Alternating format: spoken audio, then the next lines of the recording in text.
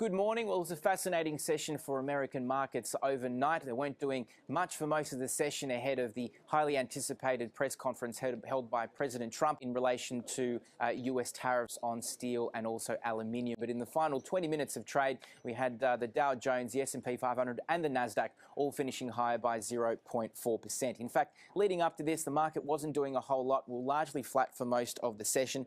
With about an hour and a half of trade, we had some breaking news from the Associated Press, which provided at least some details of the tariff agreement. That seemed to help the markets, but it's in the final 20 minutes to 30 minutes of the session when markets really started to improve most impressively. So President Trump signed a proclamation, an official announcement relating to these tariffs on steel and aluminium, but keep in mind that's not an official order. It's not a legally binding agreement, but essentially he confirmed that the previously flagged 25% tariff on steel, 10% on aluminium.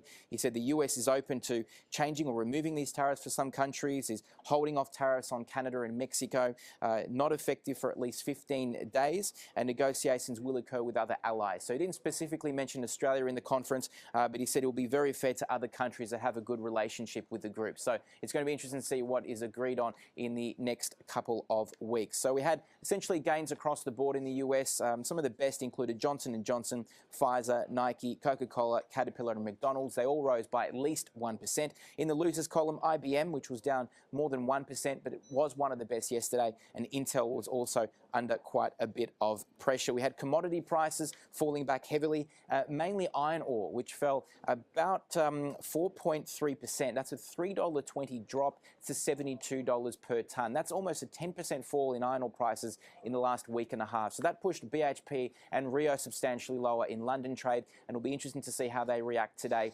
considering the BHP fell 2% yesterday as it went ex-dividend, as did South 32. Now, the Aussie market is set for a better start today for the second day. SPI futures pointing to a gain of 14 points or 0.25%. And if we can hold on to those gains, it means that over the past 5 days, the market has added about 0.5% in value. No major data in Australia, so all the focus will be overseas, mainly on the Bank of Japan, which holds its monthly meeting on monetary policy.